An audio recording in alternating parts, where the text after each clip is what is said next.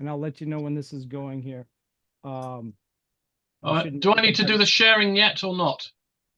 You can start testing that because it's just getting ready here, and I'll continue with the story about my experience with the South Carolina thing when we get here. All right, so we are here. It's live. I just need to mute the damn thing. Where the hell I experience with the South Carolina thing? South Carolina. Where the heck is the mute button? There we go. Mute over here. All right. We are here live, Composer Exchange. Sorry you couldn't be with us, Rafael. So this one's out for you, and hopefully we'll catch you on the what do they call it? The rebound or the Q review? That would be cool. Flip side. Today we have today is September 23rd, 2024, and our presenter is Stuart Whitman, and it's going to be on unpacking. How do you say that again? Slonimsky. And I'm sure he has some amazing brainy ideas about musical harmony and theory, and we're looking forward to it. Take it away, Stuart. Okay, thanks everyone. Can you see my screen? I can't hear you. Can you hear me? And can you see my screen? Yes, we can. Yes, can you see? Can you see this cursor? Yes, we can. Oh, perfect. Okay, so I think we're all set. Hopefully this is sharing the audio as well. You played with artificial intelligence for that image, didn't you? Yes, I did. Beautiful. How did you guess? Yeah, it's pretty obvious, isn't it? They all look very similar, don't they? These AI things. It's the trouble with AI. With the lady where she's facing one way and her body's the other way, that's the giveaway. Brilliant. Yeah, you usually get something wrong, doesn't it? There we go. There we are. So we're going to look at Slonimsky, and hopefully we're going to be unpacking his book, really, some of the concepts from his book, which is symmetric scales. It's all about symmetric scales. There's symmetric scales in the book, but there's other stuff as well. But we're going to be looking at the symmetric scales within the book. And the book is called the book is called Thesaurus of Scales and Melodic Patterns. The reason why I said harmony is because we're also going to be looking at the harmony within it of those symmetric scales. First of all, who is Slonimsky? Well, a few bits of information. 1885 to 1985. 1884 to 1985, Nicholas Slonimsky was born in St. Petersburg, Russia. He was of Jewish origin. He studied in St. Petersburg's conservatory. He emigrated to the United States in 1923, and he conducted the Boston Symphony Orchestra, and he was conducting world premieres of significant contemporary works. So he was into the modern music, and people chose him for conducting some of their tricky pieces, some of which were in multiple time signatures and tricky time signatures, and he was excellent at doing that. He wrote many books on music, including what we're going to be looking at today, which is the well-known Thesaurus of Scales and Melodic Patterns. He's been celebrated by various musicians throughout the years. He was great friends with Frank Zappa, and although Frank Zappa was brought up with a different type of music, Frank Zappa's love of classical music connected them both, and Frank Zappa's heart to get into innovation and push the boundaries of music made a real connection between the two of them, and they were great friends. John Coltrane was someone who was very much influenced by Slonimsky, can't say it, and according to many eyewitnesses, John Coltrane would always carry a copy of the book with him wherever he went.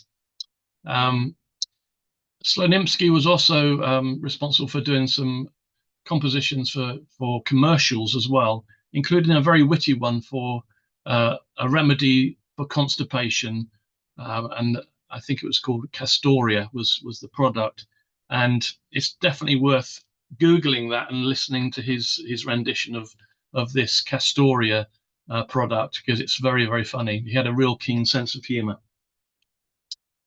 So this is his Thesaurus. What is it all about? Well, it's actually a compendium of lots of different scales and melodic patterns. and it can be used for practicing your scales and learning new scales. But it can also be used for the composition of music in any genre.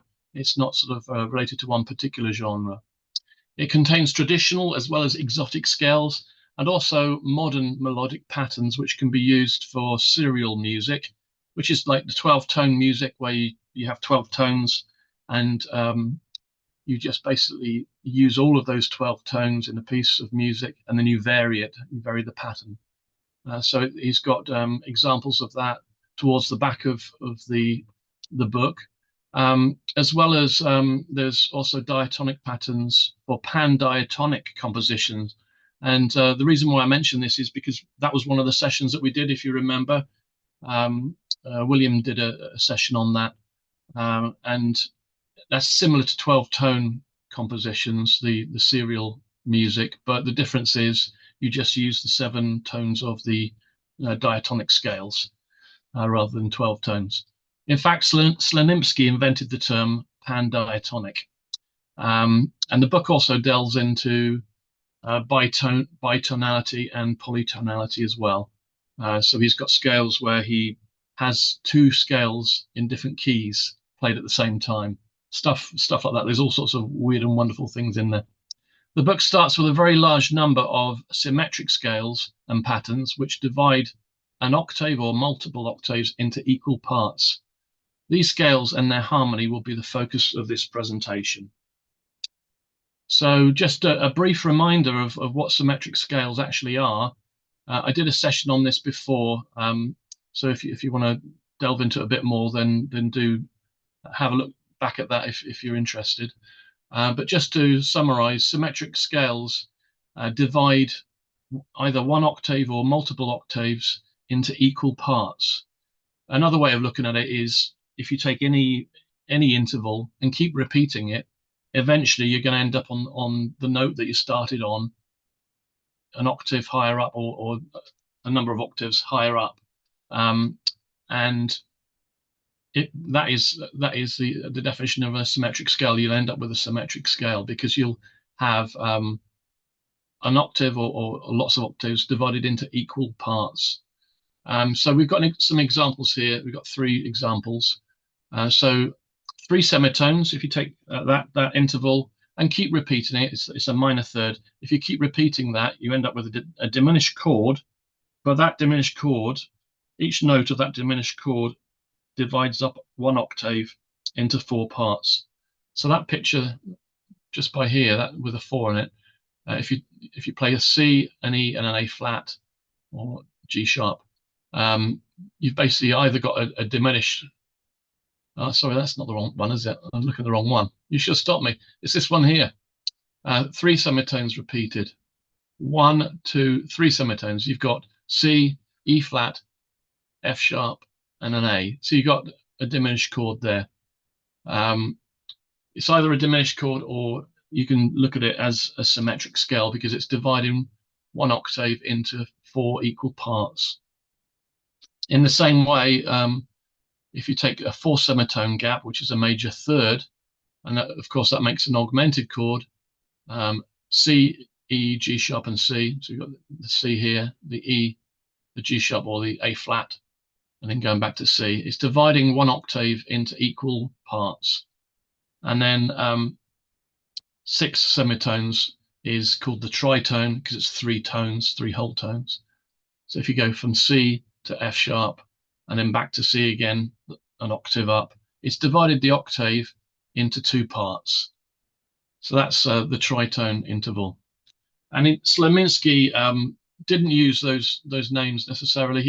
He developed his own names for them based upon tones rather than semitones. So if you look to the right here, you've got the tritone interval, and all of the scales are listed according to what they're based on.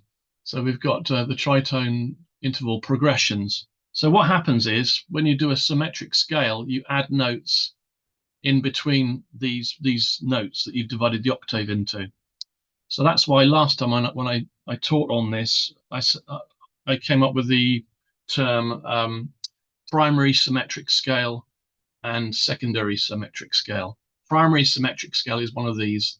where you divide the octave up equally amongst equal parts, and then you add notes in between, and that's like a secondary part of the scale, and that's what all of these are grouped into. They're grouped into what they come from in terms of the primary division of the octave or octaves. Ditone progression, so that means two tones. Ditone, equal division of one. Sorry, it means three tones. One octave into three parts. No, it doesn't. It means two. So I think ditone is two semitones, but or is it more than that? Let's work this out. Sorry, it's two tones, which is four semitones. It's getting complicated already, I know. So dividing it into three parts is this one here. So he would call this a ditone progression because it's based upon a ditone, which is one. Oh, hang on a minute. Three equal parts. 1, 2, 3, 4. Yeah, so that's four semitones, which is two tones. Hopefully that's making sense, and he calls that a ditone. But he's got all these different names for them. This one here he calls a sesquitone progression. Any progression which is based upon the equal division of the octave into four parts. The reason why he calls it sesquitone, it's a word that he made up, and it basically means a tone and a half. So in the book, he makes up various terms to describe things. He calls a tone and a half, which is this. This is one tone. That's another tone. That's a half a tone. So tone and a half. Sesquitone. One tone. Oh, that looks like two tones. Two.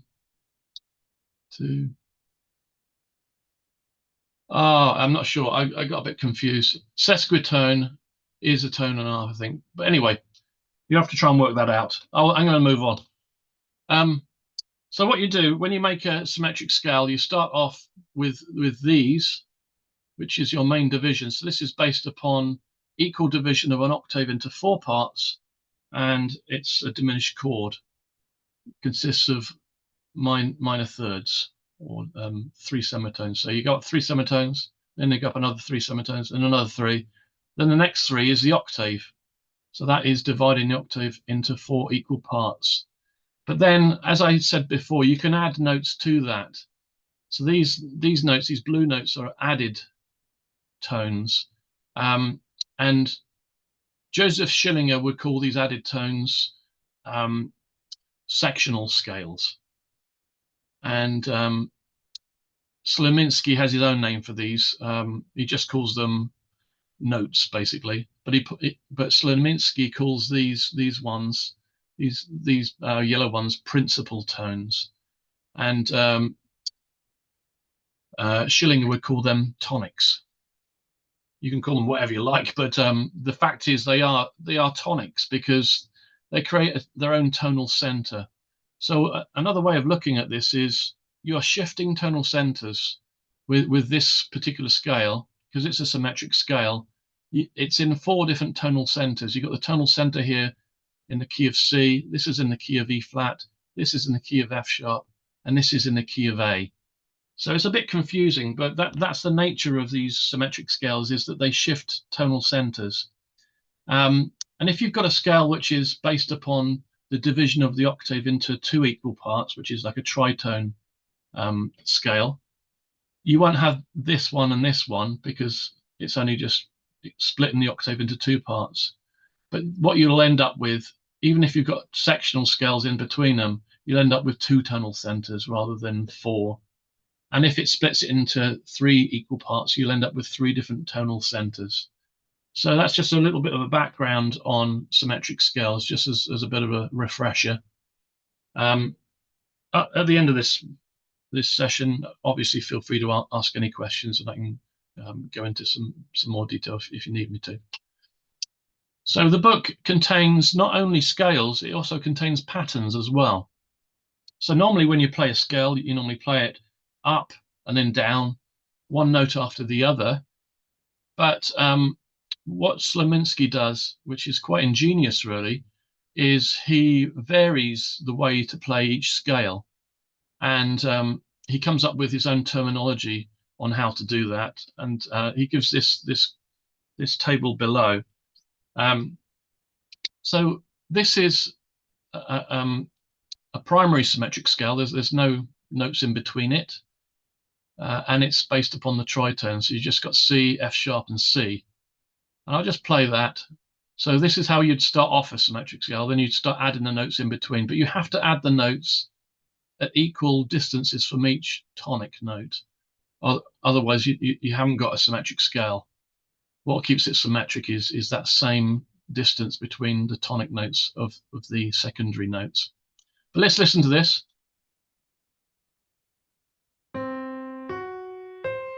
Can you all hear that? Can you say yes if you can? Because I can't see your screen. Yes. Great, thanks. So then take that same scale and then you add notes in between it. And what he calls this is, because you're adding notes in between the tonics, he calls it interpolation. You're adding your notes in the scale between the principal notes, as he calls them, or as Schillinger would call them, between the tonics. So this is a symmetric scale. You've got C, you've got C sharp, you've got F sharp, and you've got G there. So that is one semitone above that. That is one semitone above that. And that's what keeps it as a symmetric scale. So let's listen to this.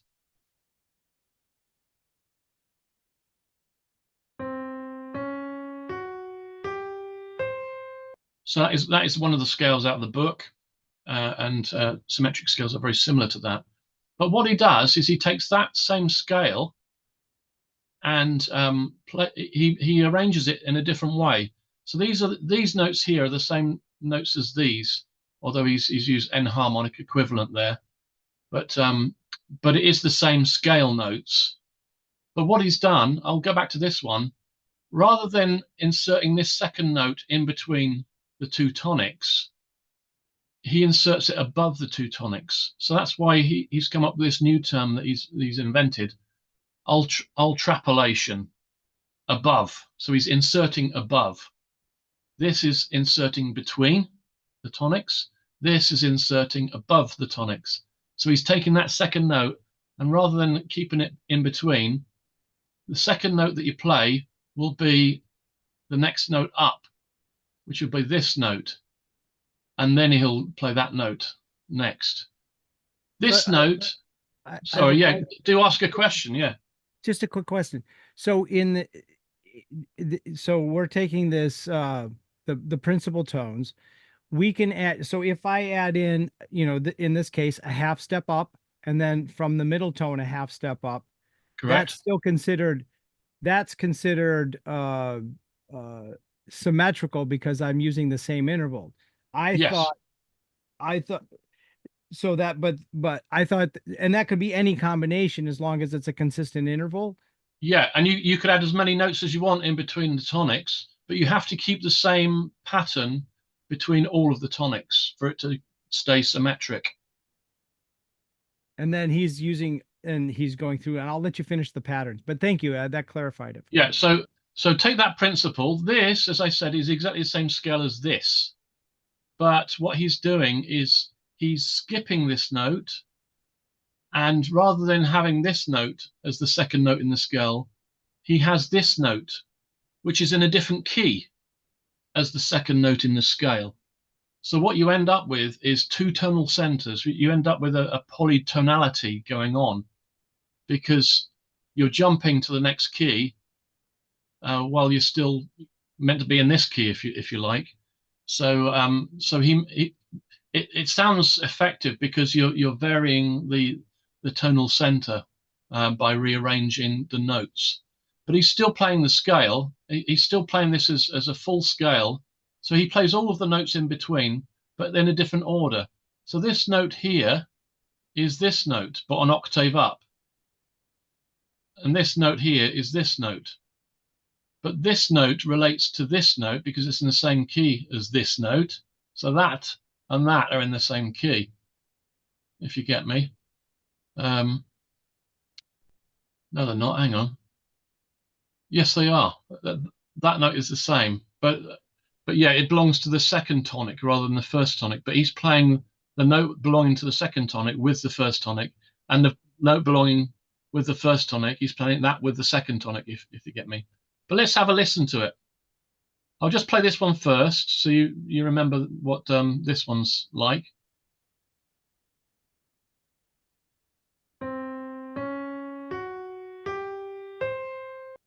Now I'm going to play this one.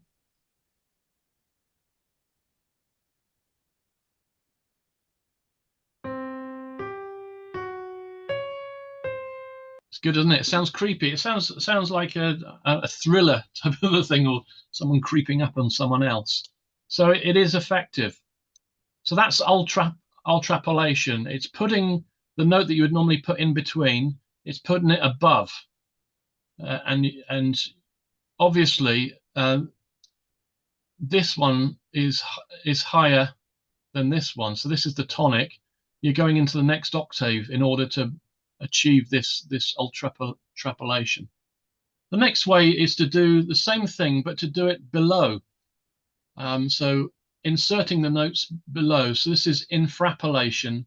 And for this example, he's actually used a different scale. So although this is the same scale as this is actually a different scale because this scale involves tones which are a semitone, or it involves notes a semitone below the tonic notes. So it is actually a different scale.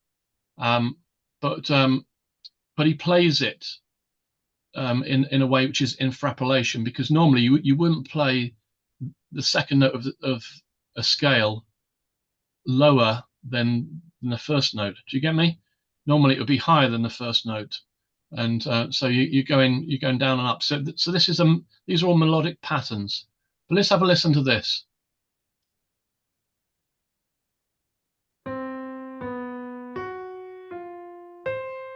So again, this sounds very similar to this because it's similar in terms of it uses the same amount of tonics, which is two tonics, two tonal centers, because this is the octave.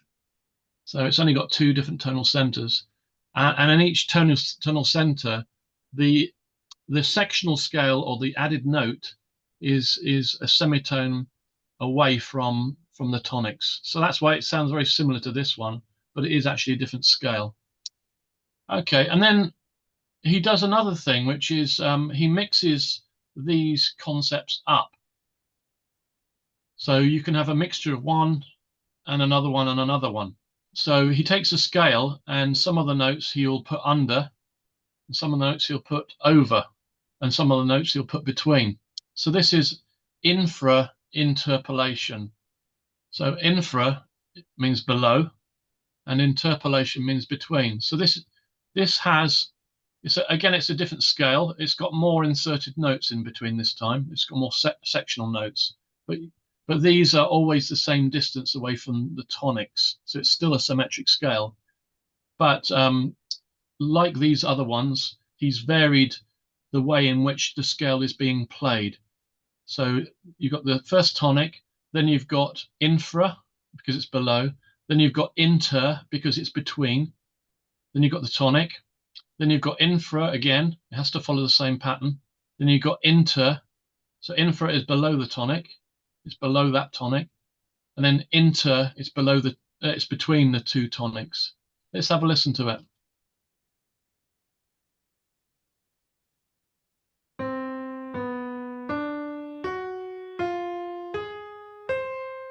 So it's a very interesting feel. And again, here he does a similar thing, but this time he's going infra, which is below, so he's going below the tonic, and ultra, which is above the tonic. So let's listen to this. It goes there, and then below, and then above the tonic is above that tonic, then below that tonic, then above the next tonic. Let's have a listen.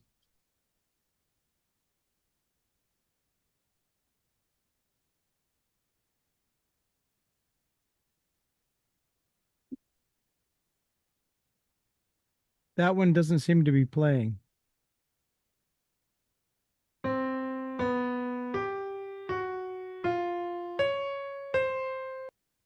Okay. And then this last one is a mixture of all three. You've got infra, which is below, inter, which is between, ultra, which is above. And of course, in order to achieve this, he's had to add more notes to the scale. So you can't do this with all different scales. But if the notes have got enough, if the scale has got enough notes in between the tonics, then you can do things like this. And it's really up to you how you do it. And he gives examples of lots of different ways of doing this. But let's have a listen to it.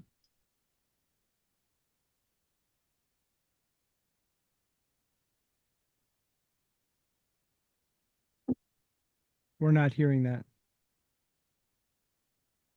Let me do it again.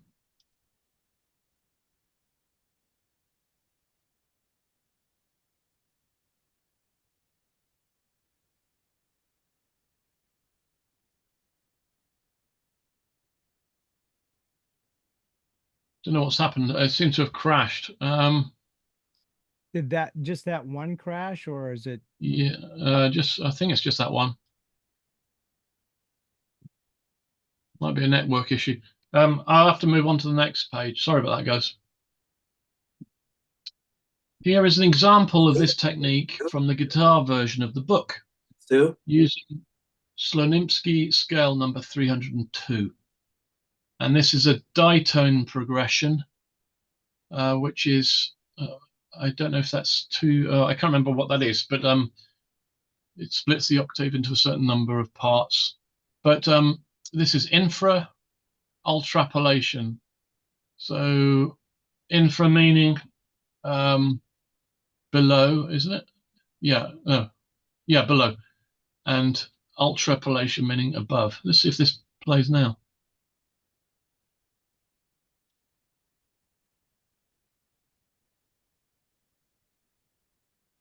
No, it doesn't want to play at all now.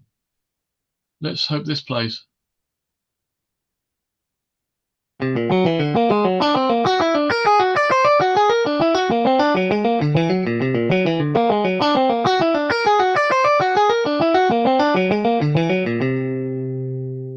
I don't know about you, but that to me that sounds really good in terms of it's nipping into different tonal centers, and that's why it sounds so good.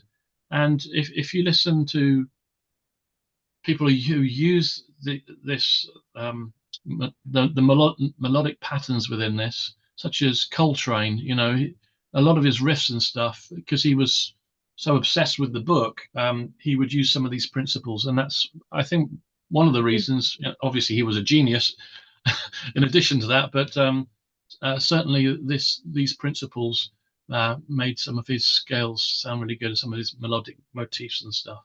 I So I think think it's that was very useful. that was a guest performance by Frank Zappa in that case.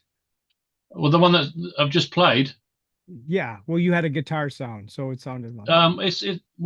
you can actually you can purchase the guitar edition of this book, and it simplifies some of the stuff. Like these master chords are written out here. These are accompanying chords that you can use to as harmony to this scale. Whereas in his book, in the original Slonimsky book, um, he he has a system of numbers, and we'll look at that in a second. But this was this from the CD version, which has a disc with someone playing um, each example at two different speeds. This was the slower speed. They do it at the faster speed. Sounds even better. Stu, Yeah, I was just curious. So you can play that like over any of those dominant chords, or is there a place where they change?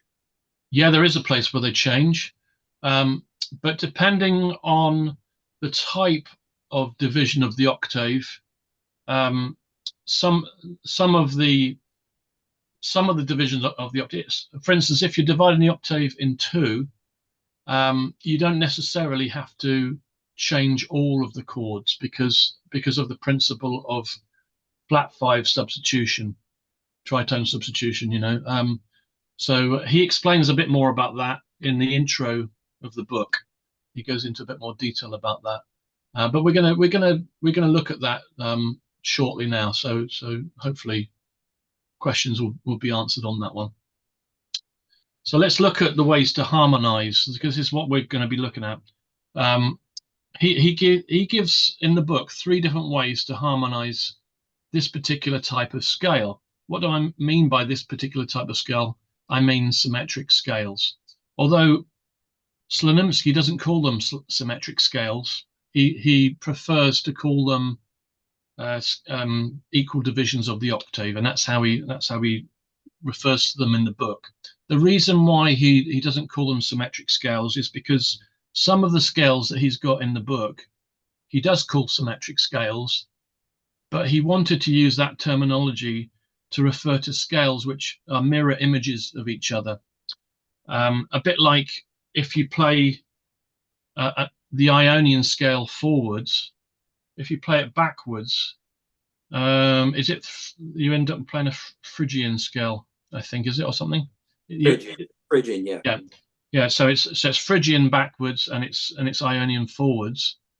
So it's a similar sort of thing that some scales have the same intervals forwards as they do backwards, and he would call them symmetric scales. And he's got some examples in his book of symmetric scales. We're not going to be looking at those today because, in a sense, they're not symmetric scales because they don't have the same intervals going forwards all the way through.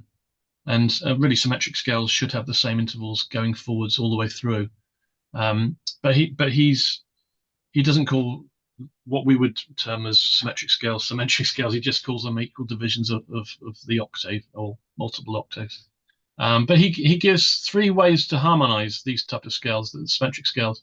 The first way is to use what he calls autochordal harmonization. And he liked to make up his own words and stuff, just to try and confuse us all. But what he meant by that was diatonic harmonization, traditional diatonic harmonization. So what you do is you look at the scale that you've got. This is a symmetric scale. It's scale number 7 in his book. And you've got, I think this is a scale which divides, it's a tritone based scale. So you've got the F sharp there, and then you've got 2 notes. You've got two notes in between, dividing the octave into 2, I think it is. Dividing the octave into 2. So this would be in one tonal center. This would be in another tonal center. This bit here, and this is the octave. This is just the starting note at the end. So you've got 2 tonal centers. So you would analyze your notes, and you would only use chords from your notes to harmonize the scale.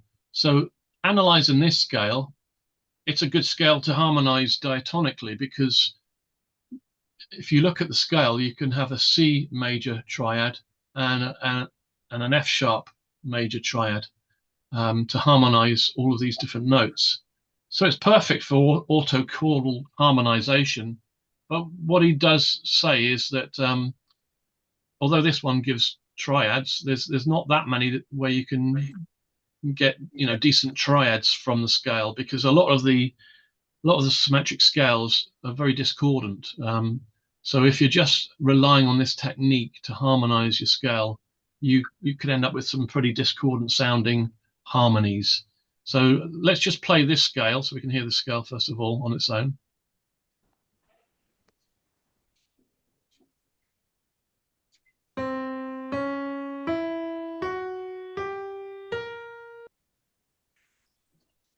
Okay, I don't think I played the octave there. Dun, dun, dun, dun, dun, dun. Yeah, I didn't play the C note at the end. And then what I did is I put this into my DAW, printed it out, and you can see I've used like a C chord and then an F sharp chord and played the scale. Obviously my DAW has put out with enharmonic equivalents of some of the notes, but this is the same scale as this. Let's have a listen to it.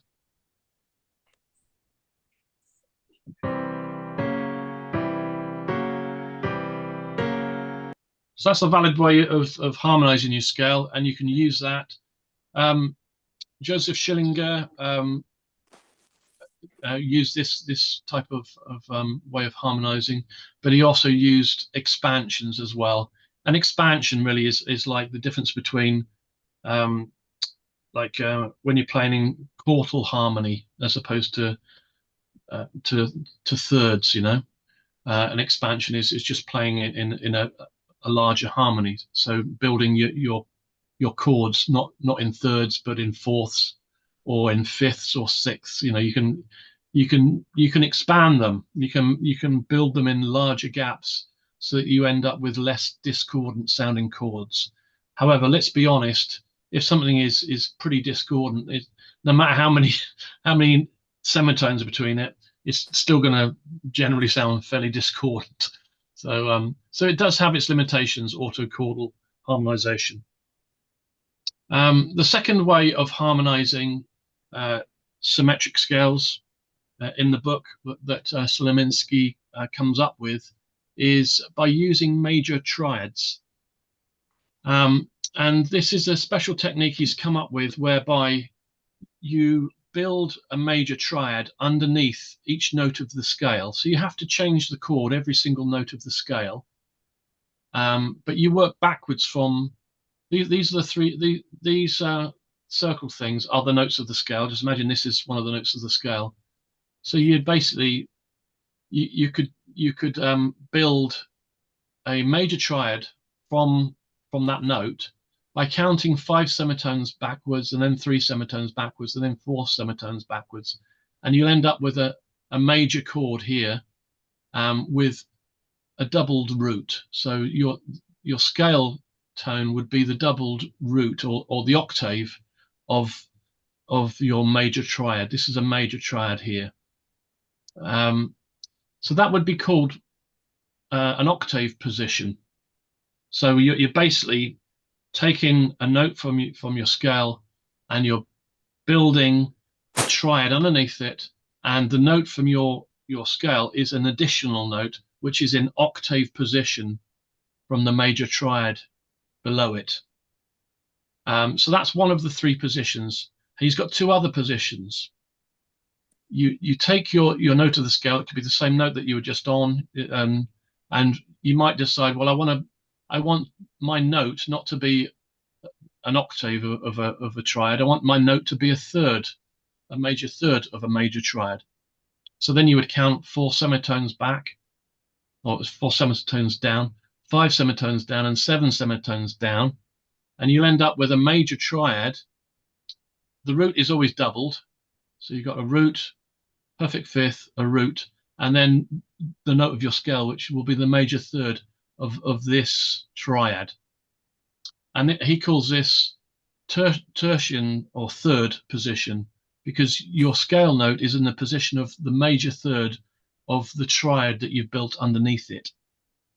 And then he comes up with one last one, which is that it could be the same note again, and you might think, oh, I don't want my scale note to be in a root of a triad. I don't want it to be the major third of a major triad. I want it to be the fifth of a major triad. So you'd count down 3 semitones below your scale note, then 4 semitones down, then 12 semitones down, which is, I know it's a big gap. So you'll end up with a triad with a doubled root. All of these have got doubled roots. But your scale tone will be the fifth of that triad. So these are the 3 positions. The third, this one here, he calls quinton or fifth position. And he summarizes these by giving them numbers. So he calls this 8, because it's octave, 8. He calls this one 3 because it's tertian, the third, and this one 5 because your scale note is the fifth of a major triad. This takes a bit of getting your mind around, getting your brain around. So you might need to keep reading this before it sinks in. But that's the basic gist of it. Here I've put out the essential notes. So if you're building a chord and you want to be octave position, you've got to use the root, the third, the fifth, and then your scale note becomes the root. So really what your scale note is becoming is your scale is becoming the melody on top.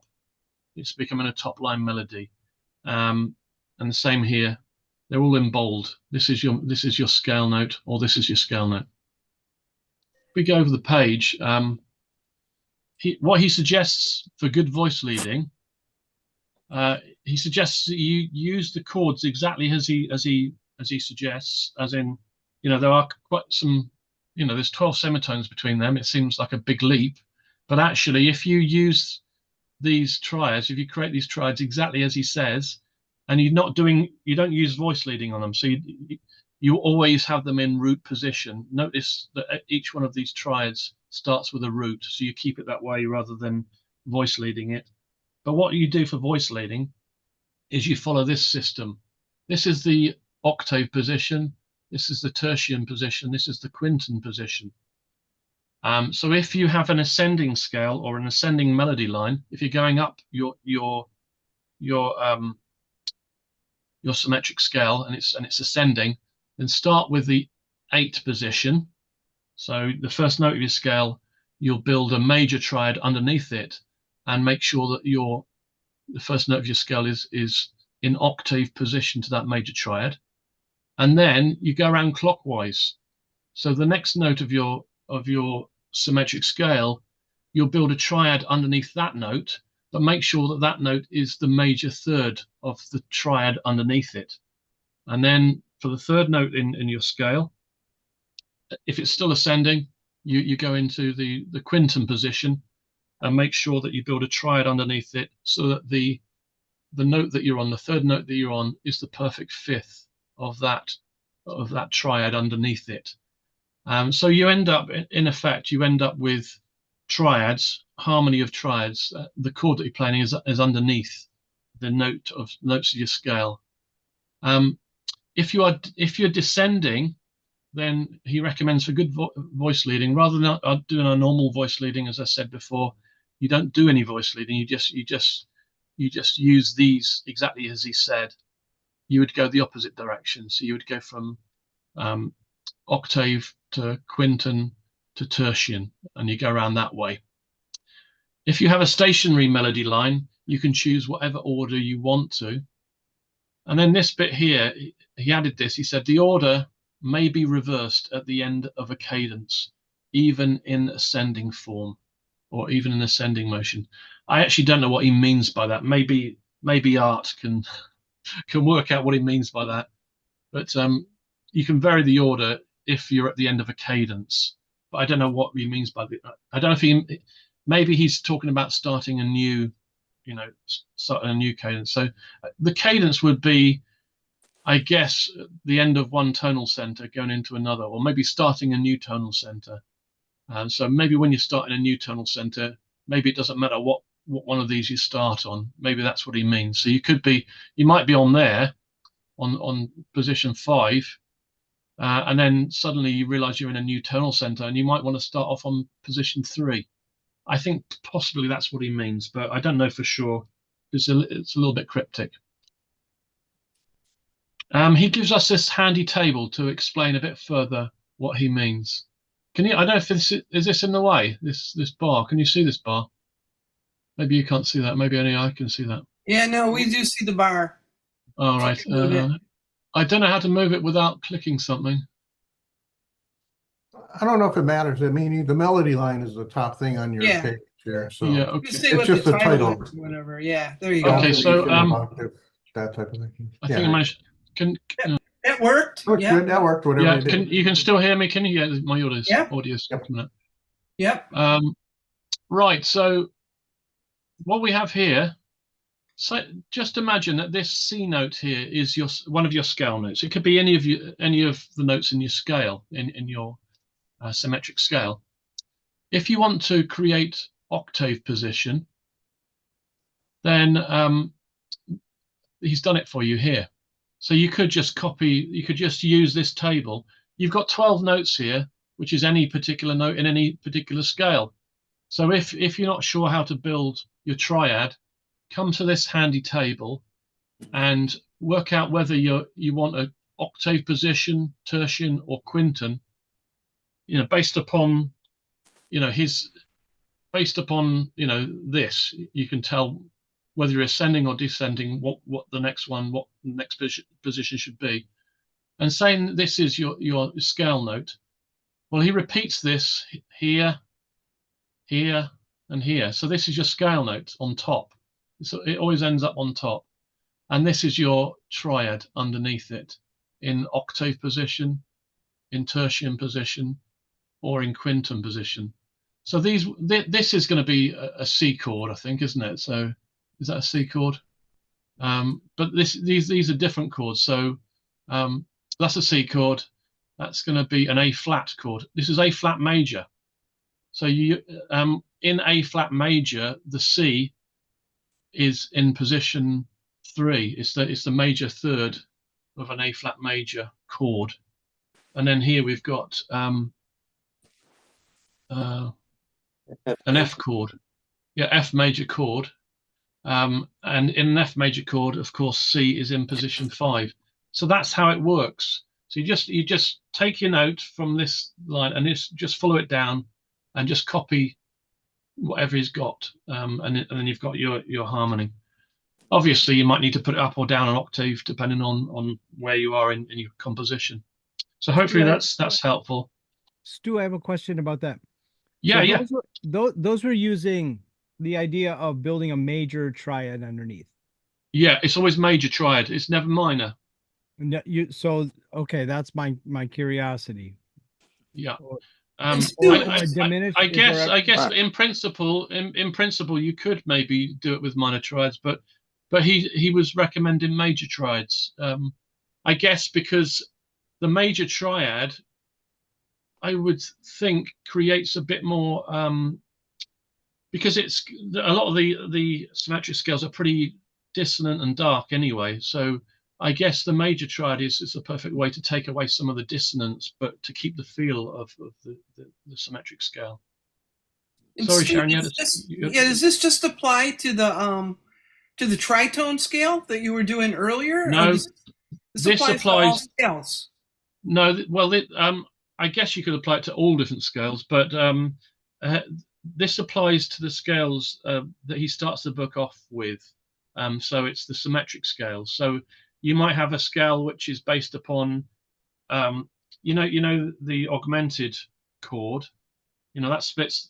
That augmented chord is your primary symmetric scale. So you might have the notes of an augmented chord as your tonal centers. You're splitting the octave into 3 parts, but you might have like your secondary symmetric scale. The sectional notes might be 1 semitone above each one of those 3 tonics. That might be your scale. So it'll be a scale of 6 notes. But you could still use this with that. You can use this with any of them. But what you've got to bear in mind is you have to change chord every single note. So with this harmony, you can't have a triad and have it lasting for a few different notes. You have to keep changing. So it's a bit like in a hymn, one of the old hymns, when it's so many different chords changing every single note.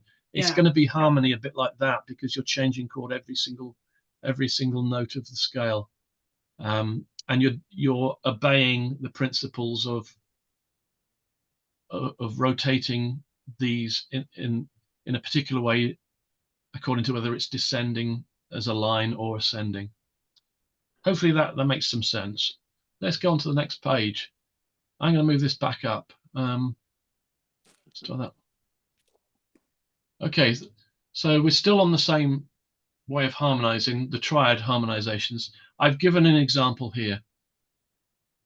So I've taken scale number 7, and here is the scale. It's C, C sharp, E, F sharp, G, A sharp. So that is the scale, and obviously you have the C after that. That is the symmetric scale, and so what it does then. So the F sharp will be the second tonic. That's the first tonic. That's the second tonic. And that's a sectional scale. That's a sectional scale. These are the additional notes in between the tonics. Mm-hmm. So what I've done is I've used this voice leading thing. It isn't voice leading because you're not changing. You're keeping to the exact chord formations that he said. But you're rotating them according to you're using the ones according to this little diagram. So I start with position 8, the octave position. So I build a chord here with C in octave position. So it's a C major triad. So this is your C major triad. That's the C note in octave position.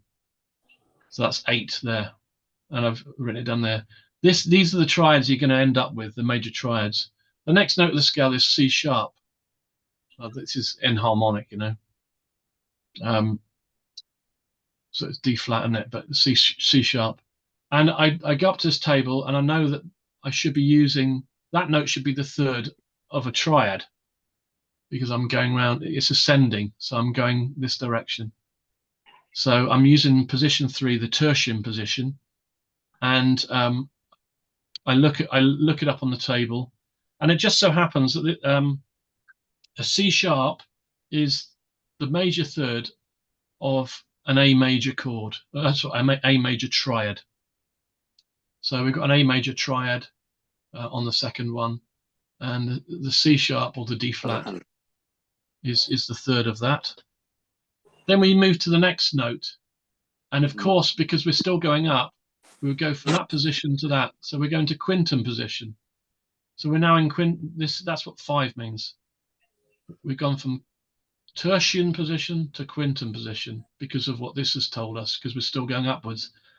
And it just so happens that the same chord, an A major triad, the note E, which is the next note in our scale, happens to be the 5th of an A major triad. So although the triad is staying the same here, the reason why it's staying the same is because there's a scale note is a different note. That's why the triad remains the same. Usually it changes, but although the triad remains the same, it changes anyway because we have to use a different form with the quintum position. So that's a different form. So you got that great big gap there because this is in quintum form.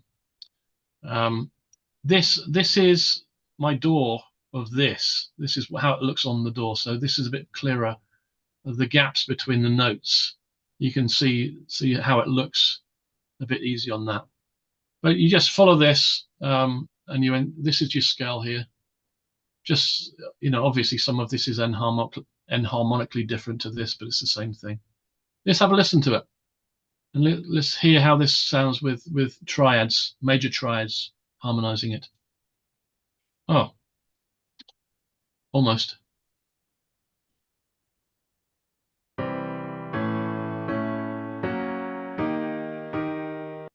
Sounds pretty, you know, harmonious in a similar way to how it sounded when we harmonized it before. But it's a different method of harmonizing.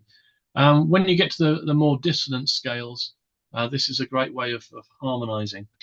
It's interesting because it has a mediant relationship to all the chords. It's interesting. Yes, yeah, I guess it's one of those. So it's got a modern sort of sound to it. Yeah. Great for film scoring. Right. This is the third and last way that he suggests to harmonize symmetric scales, of which, you know, he starts up. A vast portion of the book is based upon symmetric scales, although, as I say, he doesn't call them symmetric, but they are. The last way is to use what he calls master chords. All master chords are dominant seventh chords, but with the 5th omitted. So you've got the root, the major third, and then the dominant 7th. So that it's those 3 notes. And what you're doing in effect when you use a master chord, when you're using that type of chord to harmonize, as long as you choose the correct dominant 7th chord, then the notes that are in your scale, they become extensions to that dominant 7th chord, or they become altered notes to that dominant 7th chord. So the dominant 7th, as we know, it's a very, very versatile chord because you can get away with all sorts of stuff. You know, as Frank says in meter, you know, you can get away with what he terms the 13 semitones, which is like a flattened ninth. you can get away with that as long as you put it within the context of a dominant seventh chord. Well, this is a similar sort of principle here that Slonimsky is using, but certain dominant seventh chords are going to work and certain dominant seventh chords aren't. So what you need is wisdom to know which chords fit the notes.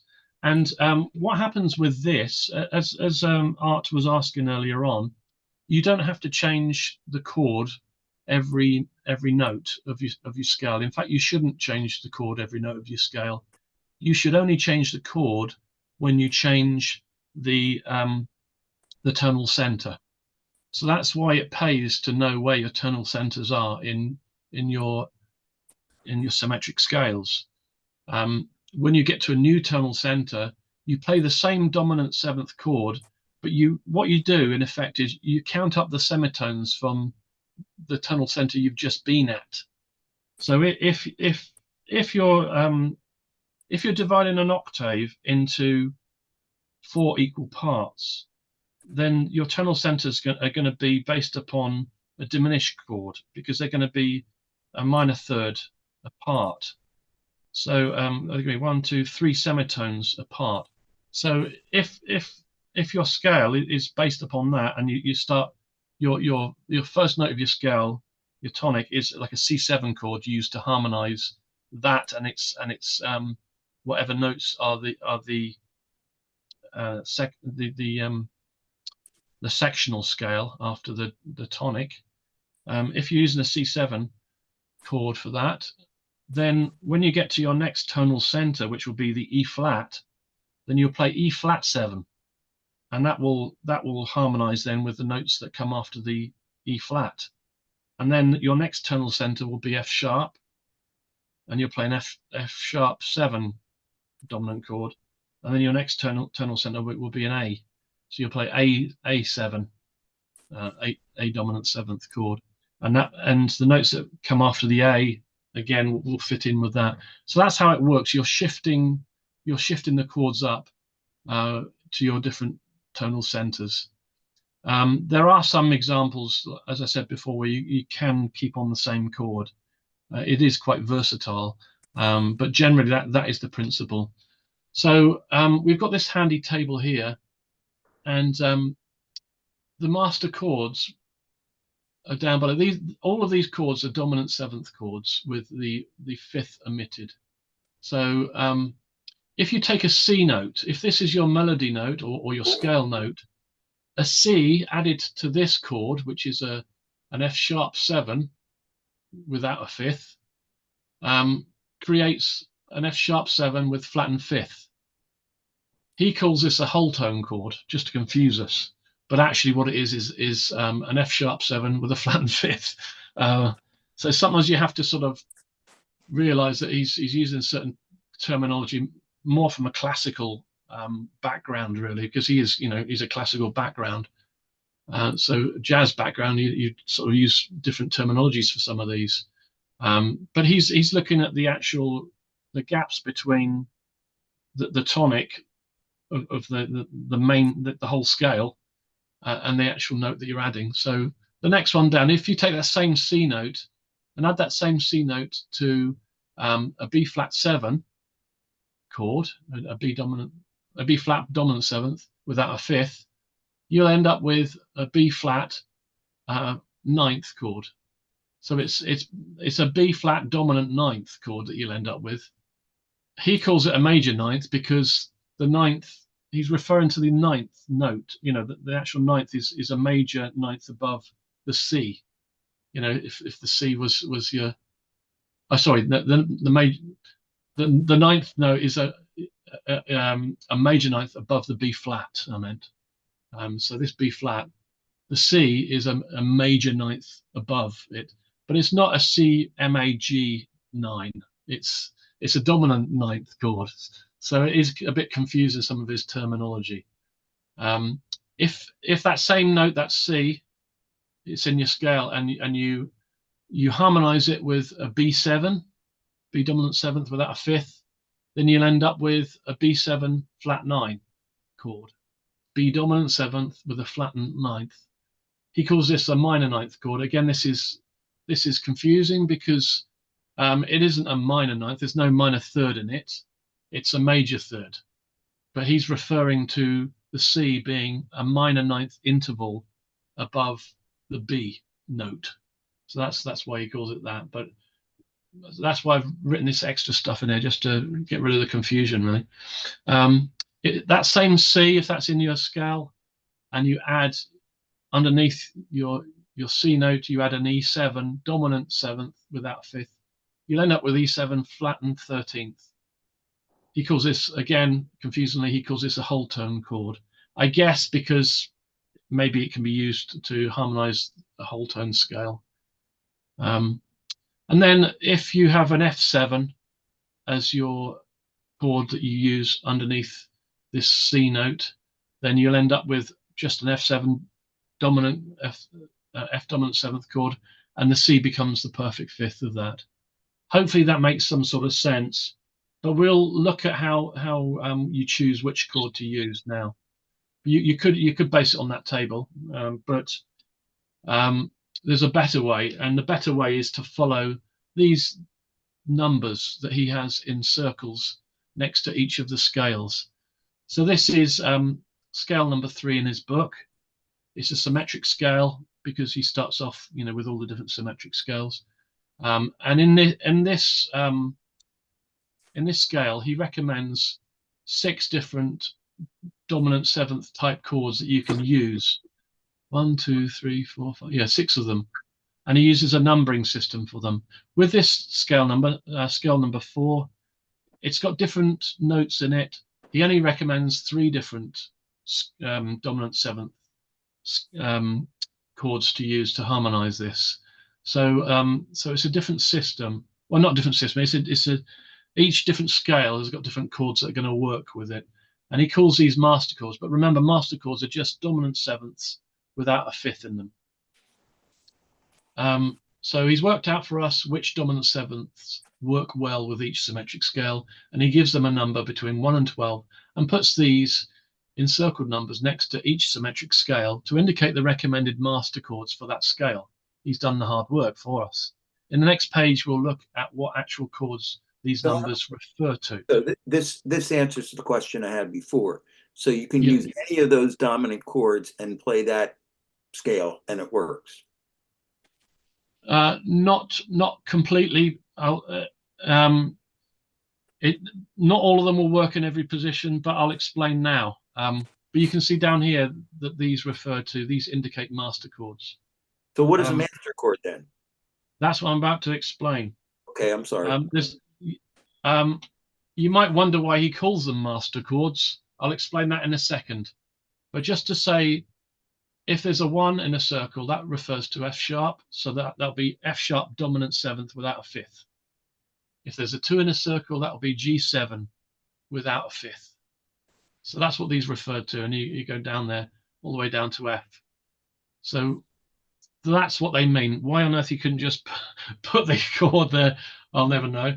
But in the guitar version of this, it simplifies the master chords by telling you the chords rather than this system of numbers in circles. But to answer Art's question, and maybe the question you were thinking, why on earth call them master chords anyway? Why not just call them dominant seventh chords? The reason why he calls them master chords is because each one is actually a series of dominant seventh chords. This is just the start of the series of chords that you're going to use to harmonize that scale. So each one refers to the starting chord in a series, because when the tonal center in a symmetric scale changes, of course, you're going to need to change the dominant seventh chord. It's normal to change the dominant seventh chord into the new tonal center. Otherwise, the notes of the new tonal center will probably clash because they worked with the notes in the last tonal center, because you were basing your chord on that tonal center. So normally you do have to change the dominant seventh chord that you're using. What you have to do is, whatever the new tonal center is, you have to add that many semitones on to wherever you're at with your dominant seventh chord. this is why it pays to be aware of what notes in a symmetric scale are the tonics, or the principal notes, as Slonimsky calls them. So to see what master chords work with your symmetric scale, you need to know, first of all, how many equal divisions of your octave, or multiple octaves, your scale consists of. Slonimsky helps us here because the scale numbers are all grouped together. So the first group of scales are scales that divide the octave into two parts, based upon the tritone interval. So they've got two tonal centers. Then then from the scale numbers from there onwards, he divides the octave into three parts, three equal parts, and then four equal parts. So he goes up, and he groups all of the scales according to how they divide the octave. So that's very helpful. But you're going to find it a bit more helpful in the next page. This is a table that he has in the back. You have to jump around the book a bit, to try and understand it. And I'll explain what this is. Down here, you've got your master chord numbers from 1 to 12. And again here, from 1 to 12. So remember, 1 was an F sharp 7. So 1 refers to, so this first chord here will be an F sharp 7. This first chord here will be an F sharp 7. This first chord here will be an F sharp 7. I think the bottom chord there, number 12, was an F, I seem to believe. Yeah, so this is an F chord. The one chord will be an F chord. But notice that this has got less chords in it to this, and this has got less chords in it to this. It's because this whole column covers your first 180 scales. So there's 180 scales in the thesaurus and melodic patterns, which are based upon the division of the octave into two equal parts. So that's why you use this column for scale numbers 1 to 180. Because rather than having to work out how many semitones you jump up at the next tonic, he's done it for you. So this one, because it splits it into two equal parts, you're going to have to jump up 6 semitones. So the difference between this and this is 6 semitones. So this chord here is the same as this chord here, but this chord here is 6 semitones up from this. So this is an F sharp 7, dominant 7th, that is, without a fifth. This is a C dominant 7th without a fifth. So do you get me? That's why they're called master chords, because there's more than one chord. It's a progression. So if you go back here, if you go back to this, these two are based upon dividing the octave, because look at scale number 3, scale number 4. They're dividing the octave into two equal parts. All the extra notes are added notes in between the tonics. But what you've got is one tonal center and another tonal center. You've got two tonal centers, one going from C upwards and another one going from F sharp. There's the F sharp. So this is your first tonal center. This is your second tonal center. And then it's reflected downwards then, or it carries on downwards. It's not reflected in terms of inverted, but you've just got to know what tonal center you're in when you're going down as well. This one here starts on a C note there. There's your C note. And then there's your F sharp. So this is in one tonal center, the tonal center of C, and this is in the tonal center of F sharp. So you're going to use one master chord to harmonize this and one master chord to harmonize this. You're going to use either C7 to harmonize this and F sharp 7 to harmonize this, or you're going to use F sharp 7 to harmonize this and C7 to harmonize this. I'm saying that, but probably you can't do that because he doesn't recommend those. But on this one, you could. Number 1, if you followed number 1, you would use an F7 to harmonize this and a C7 to harmonize this. That's following number 1. But there's no number 1 here, so that wouldn't work with this. So an F7 wouldn't necessarily work on this. So do you get me? So these numbers refer to more than one chord. That's why they're called master chords. So let's go back to this. I know it's quite complicated, but once you get the hang of it, it's fairly simple. This last chord here is just the first chord again, up an octave. So just look at this as two different tonal centers. That's why I put two tonal centers. Think tritone. Master chords, tritone progression, tritone. It divides the octave into two equal parts, and there's 6 semitones in between them. This column is for scales and patterns from 181 onwards to 391. So the second group of them are based on the division of the octave into 4 semitones. So 1, 2, 3, 4, 1, 2, 3. So you're dividing the octave into 3 equal parts. Think an augmented chord, because that divides an octave into 3 equal parts. That's why you've got 3 different three chords. Again, they're dominant sevenths. And each one of these is in a different tonal center. So same as this here, you've got an F sharp 7, but then you've got what's that? B flat 7, is that B flat? I'm not very good at reading music. B flat 7, I think is it? Then you've got an E7 there. So you've got 3 different tonal centers here. Third one's a D7. Sorry? D7 is the third one. Oh yeah, sorry, I got confused because we're not starting from okay. Thanks. I'm not very good at reading music. That's my downfall. So, but you get the principle. You're basically moving up. The difference between this chord here and this chord here is 4 semitones. It's the same chord moved up 4 semitones, and the difference between this chord here and this chord here is 4 semitones. It's the same chord moved up 4 semitones. It's a dominant 7th without a 5th. And this chord here is the same chord as this chord here, moved up 4 semitones. It's the first chord you started off with, an octave up. So that's the principle.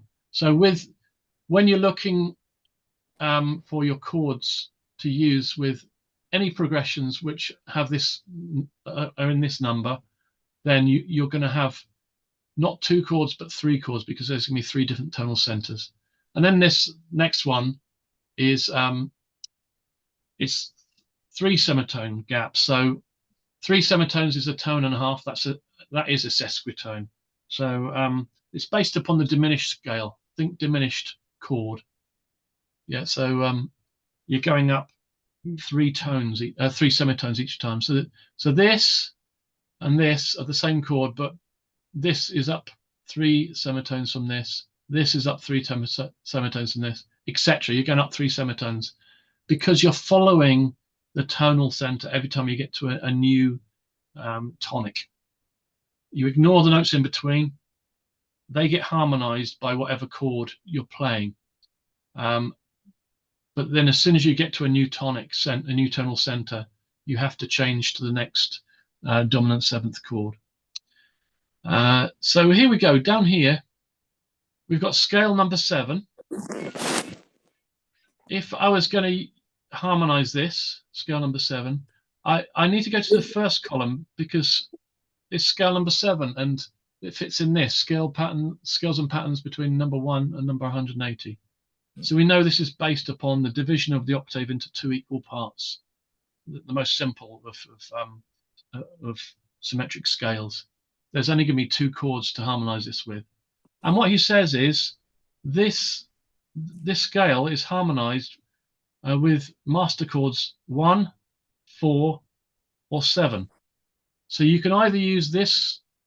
You got to keep in this column, but you can either use this horizontal one to harmonize these, or you can use number 4 down here, or you can use number 7 down here. And these you use one or the other. You stick to whatever one you choose. If you like the sound of 1, you stick to that throughout. If you like the sound of 4, you stick to that throughout, and the same with 7.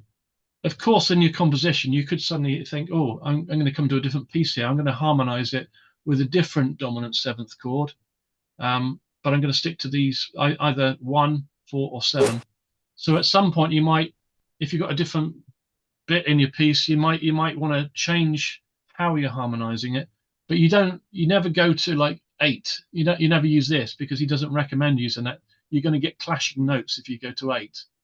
You either use 1, 4, or 7, but of course you can change between the 3 of those. Hopefully that makes some sense. I've explained it a bit further on this one here. Let me just try and move this down. Okay, so 3 ways to harmonize this type of scale. This is using master chords. It's scale number 7, as we've just discussed. Here is scale number 7, and it's a tritone-based scale. So you use this column. Therefore, it has 2 tonal centers, as we've just explained. And this chord here, if you're going to go for 1, you either go for 1, 4, or 7. If you go for 1, this chord will harmonize these notes. This chord here will harmonize these notes. This chord here again will harmonize these notes an octave up, and you just carry on. So that's how it works. I've got one more page to sort of,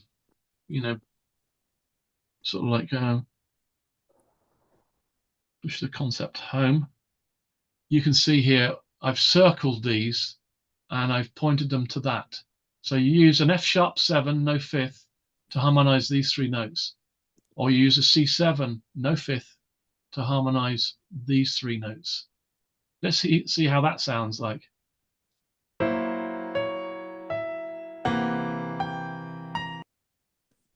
you want to hear that again?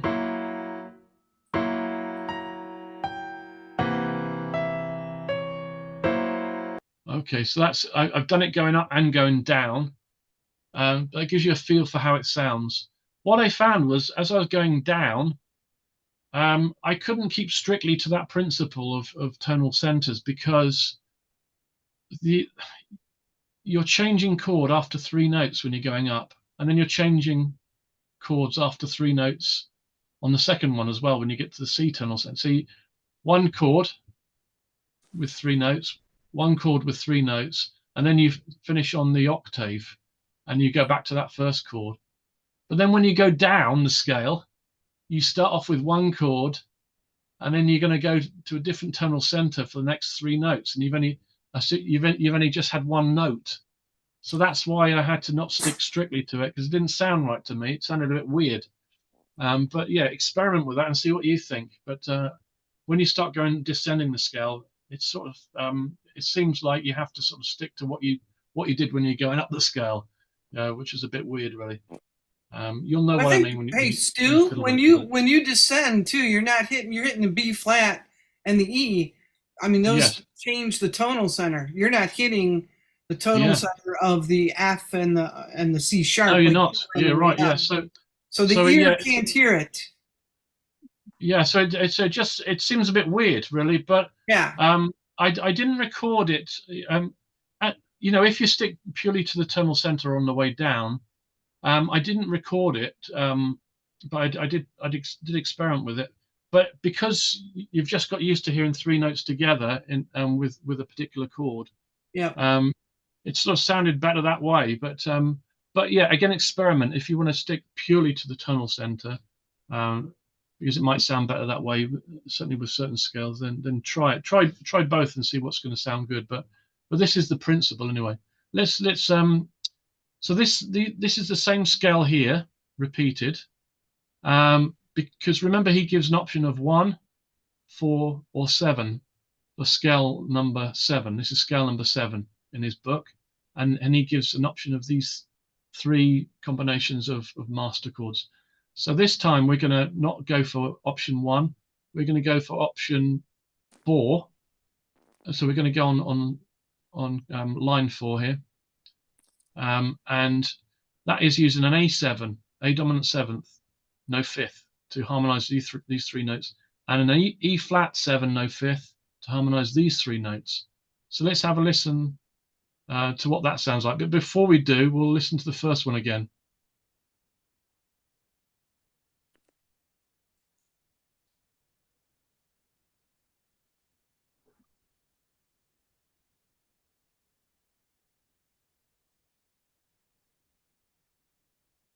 I want to play.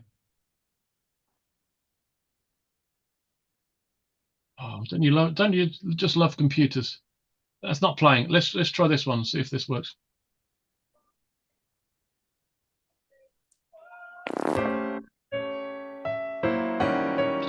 Now the other one's playing. I'm sorry. Oh, you couldn't script it, could you? Shall we try again? Let's try again.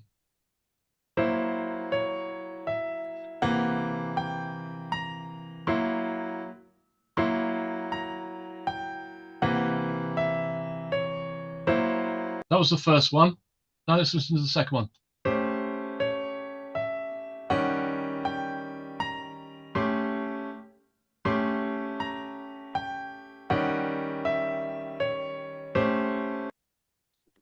What you'll notice is that option 7 is the same as option 1 in reverse. So you've got the same chords but the different way around. So let's listen to that.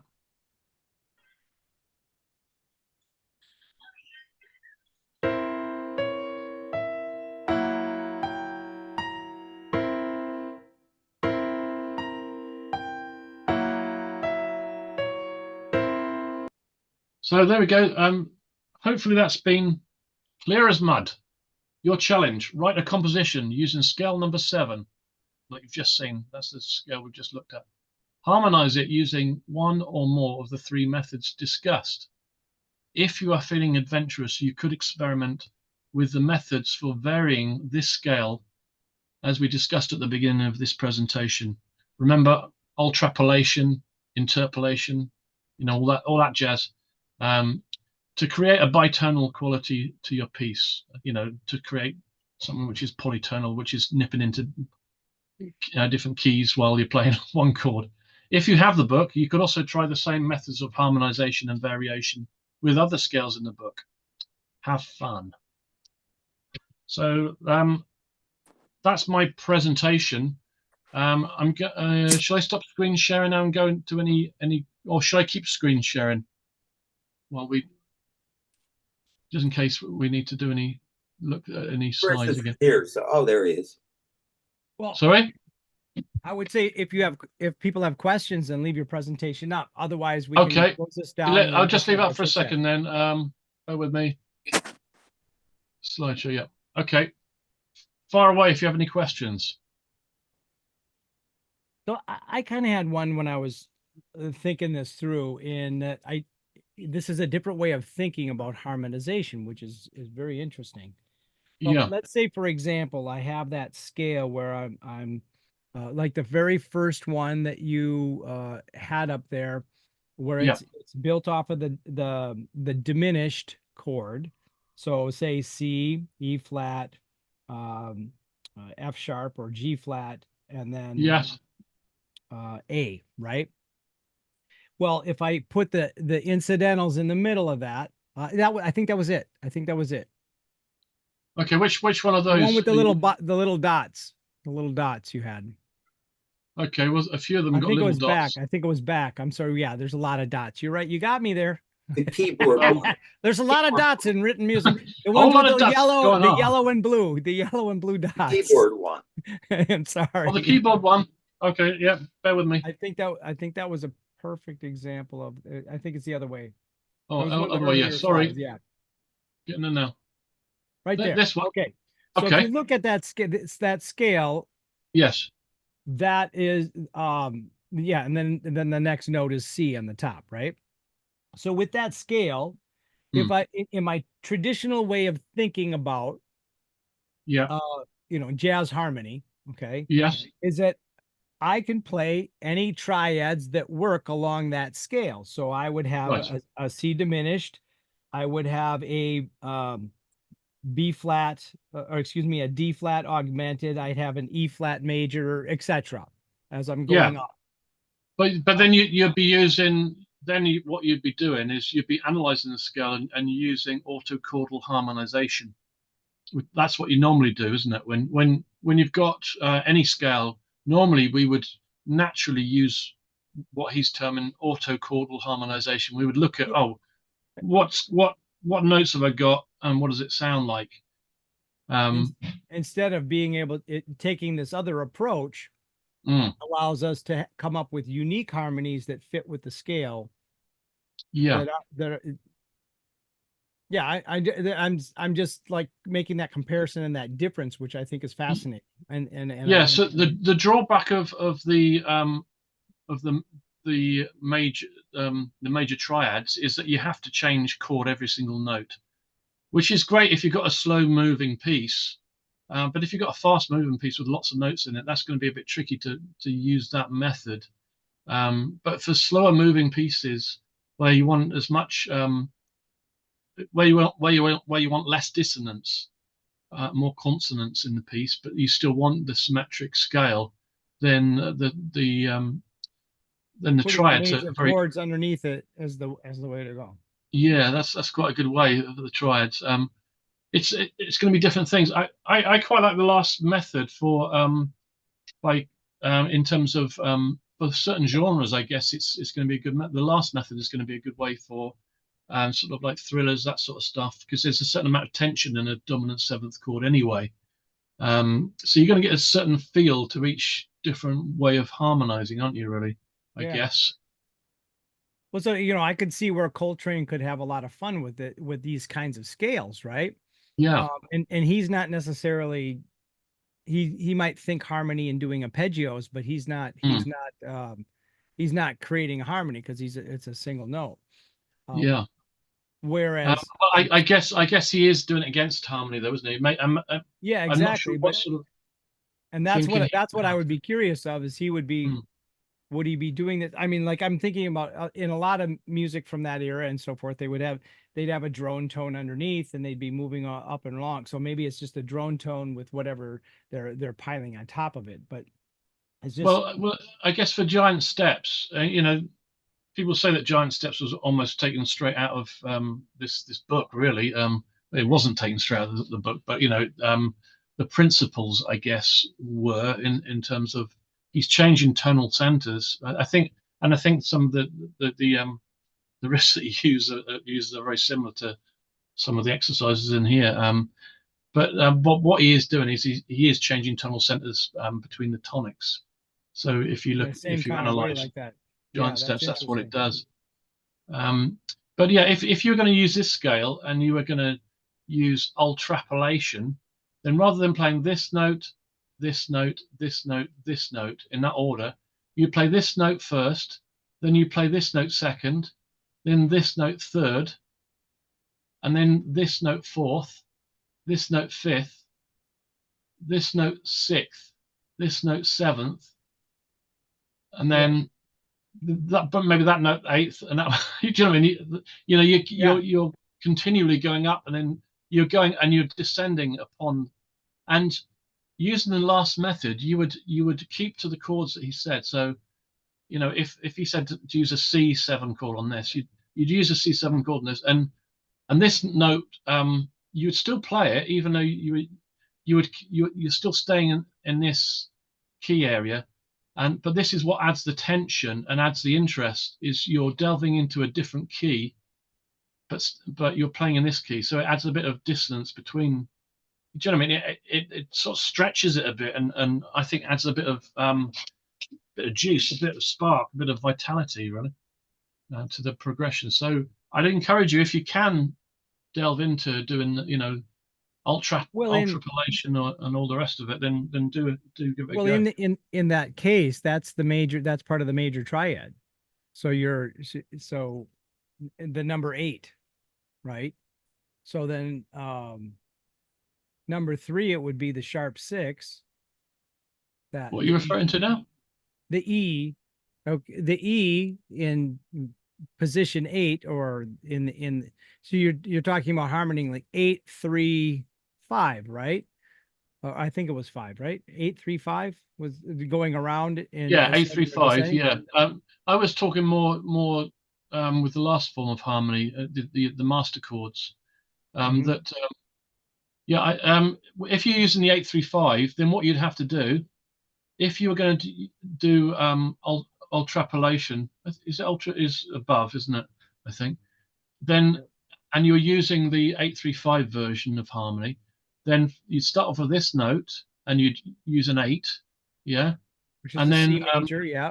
then rather than going to this note, because you're going ultrapolation, you would go to this note, and you would use the what I can't remember what was next on the thing. Was it a 3 next and It then was the 8. 5? If you're going ascending was 835, descending was 853. Okay, so so you're ascending, so you're going from this note to this note, and you'd use an 8 for this, you'd use a 3 for this, then you'd use a 5 for this, then you would go 8, 3, 5. Do you know what I mean? So Yep. that's how, and you'd be changing chord every single note that you're adding. But if you're using the last method, dominant seventh, you'd go this with the first chord in your chord table, and you would What would that play be it, on the C? you'd play it with this, but you'd use the first chord on your table to harmonize this and this. You'd use the second chord then to harmonize this and this, and you'd use the third chord then to harmonize this and this. You know what I mean? It gets confusing, but yeah. Well, and any of those notes, I mean, you can kind of think of it in a jazz harmony way where you can be going between your master chords, because you can consider those other notes just as passing notes as opposed to notes that you Yes, want to just harmonize can. against. And in So many you ways have they that, are. you have that In same many ways, freedom these to extra notes just, are like they're like yeah, passing notes between the tonics, really, aren't they? When you think about it, yeah. they're all part It's of the just tension release. it's just knowing where you're going to for your tonal centers. You have four tonal centers in this, or Yeah. four Here you tonal have four centers. tonal centers. So you can So kind of, you've got your 4 harmony chords, and then the others are passing notes, but you yeah, have the option to do passing chords with yeah. those as well. So it's This is like a leading tone from above, isn't it? Really. yeah. So you're playing a dominant chord on this in this tonal center. Then you add in that, which is creating more tension because it's outside of this tonal center, but it's pointing to this new tonal center. And then you come into a new dominant seventh chord based upon this tonal center to play this note. But then you add in this in a different tonal center, which is causing tension in this tonal center. Do you know what I mean? So it's forever sort of like it's tension release, isn't it? It's that whole concept, really. Pretty fascinating. Miguel has a question. Just far away, Miguel, because I can't see anyone. Okay, thank you. Very nice presentation, Stuart. I liked it. Thanks, Miguel. I have a question. 2 questions actually. One is in the last part that you were showing the scale number 7. You say you have the options 1, 4, and I think it's 7 also to use them. And you made the exercise, and you apply the first one to the first chords, the number 1 chords, and then the 4th chords, the 2 chords or 3 chords of the number 4 to the same melody, and then the number 7 to the same melody. Now my question is, can you interchange? You can mix 1 and 4, whatever is in the 1, whatever is in the 4, whatever is in the 7, and then move it around. I guess you can. What I suggested you might want to do is stick to one of them for a particular section, and then if you're changing the type of harmony, you might want to change it in a new section. So it's probably worth keeping to these 2 chords for a season, and then shifting to these 2 chords for another season, and then these 2 for another season. But I guess Miguel, you could probably mix them all up. I don't think so, though, because your bass movement would be the thing that would be. Oh, yeah, you're right. Because it all has like a very median kind of sound. So if you started mixing them up, then you'd lose all that median sound. Okay. Yeah, what you've got here in a nutshell is what meter calls an RC. You've got a root cycle, and the root cycle here is going to be 6. It's going to be your poly 6, really. That's the relation on here. Using meter terminology, you basically you're jumping up 6 semitones between that and that. So it's like RC6 in meter terminology. So yeah, you probably should keep within this, and then in a different section, then you use these 2 chords. But the difference between that and that is 6 semitones. But the difference between that and one of these won't be 6 semitones. It could be done, but then you're ending up with an RP, a root progression. You know, it could sound interesting. Experiment, I think it would be the thing. Yeah, the but normal because way, the normal way of doing it would be to stick to an RC, a root cycle. Yeah, because the composition would be just 2 chords. Yeah, but what you got to bear in mind is you're creating melodic motifs as well. You know, so yeah, that's going to be the challenge is knowing what chords to use with different things, isn't it? Really. Yeah, it could be pretty boring, couldn't it? Yeah. But I guess this, you know, we're all going to be experimenting with this to see what works and what doesn't work. You know? I have another question. I'm sorry about that. Yes. I have another question. That's maybe a general question. The idea is to make the changes of the chords on the change of the chord tones, right? Yes. Okay. Now, so in that case, we know that there are some chord tones. Let's say on this case, we have the C and F sharp. Those are the 2 chord tones. So when do we consider that we are changing the chord tones? When we see the new note in there, or we take in account also the rhythm of the melody in the measure? The main thing to take note of is the tonal center.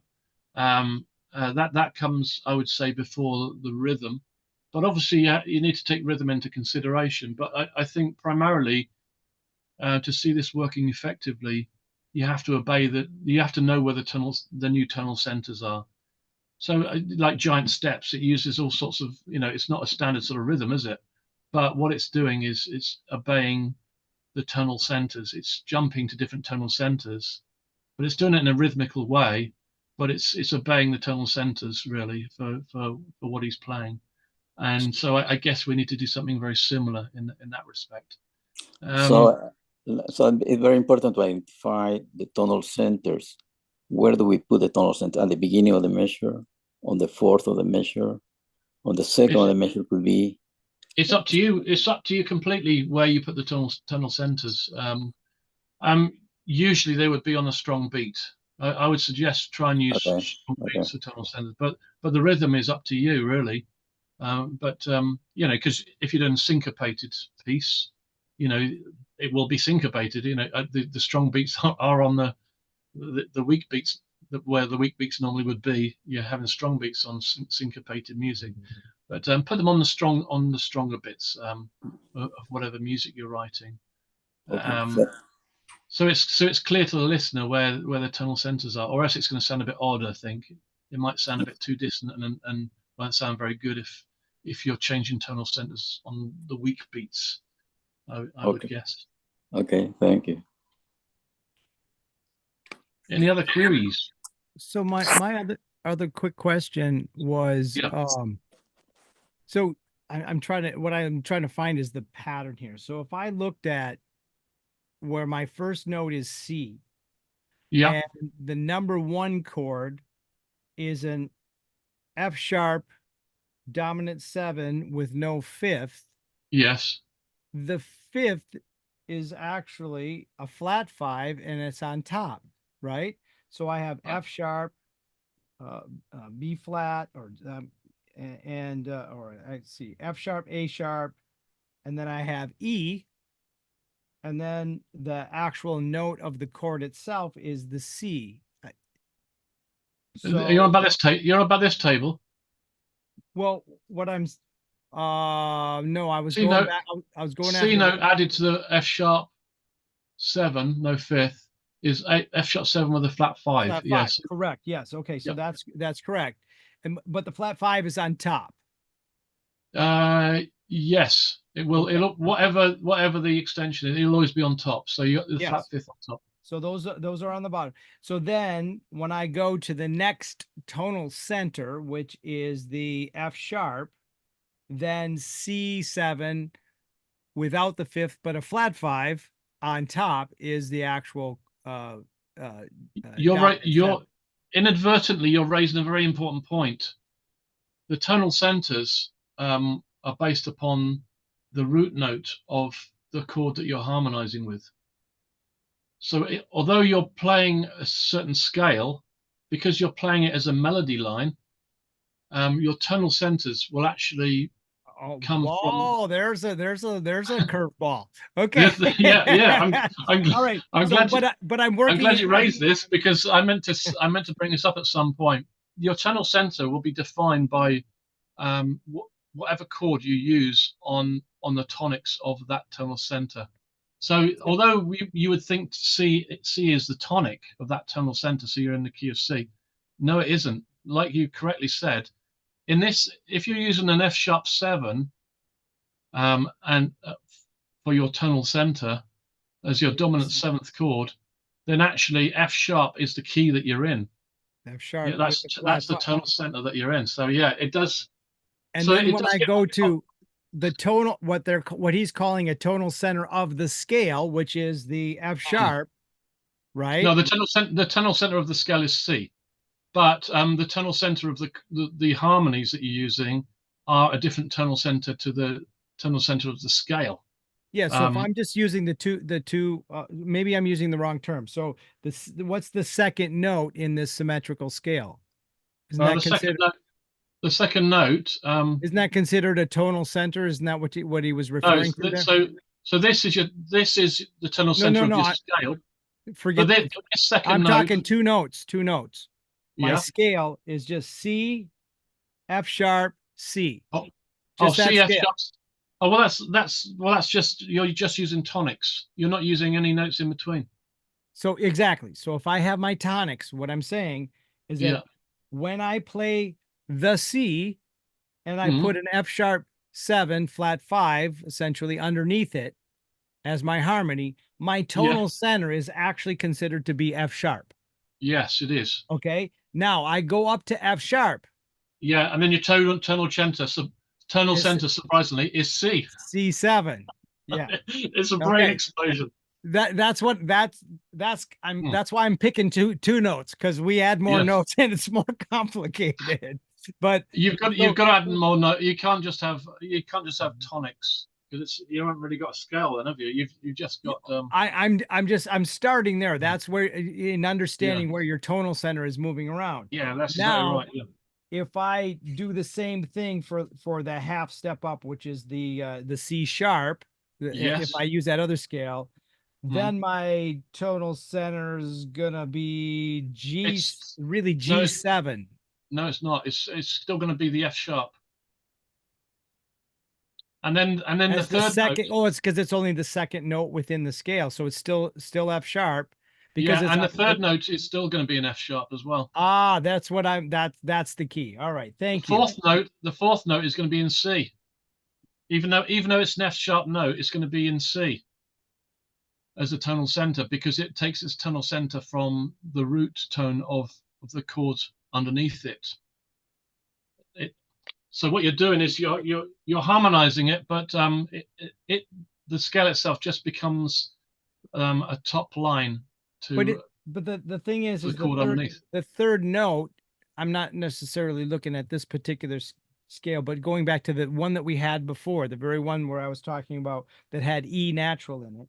That's actually the dominant 7 of F sharp. Yeah, right here. So even when the third note, when I go to E, that's still in F sharp, isn't it? The tonal center is still in F sharp until I get up to the F sharp, isn't it?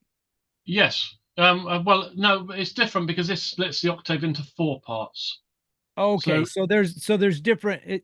It would change. it would change to Okay. whatever the dominant let's talk 7 about chord this. of the E flat is. Let's talk about this particular scale. This particular scale doesn't just it doesn't split the octave into 2, it splits the octave into 4. Into That's what 4. this. A good example. So it has 4 tonal centers. Okay.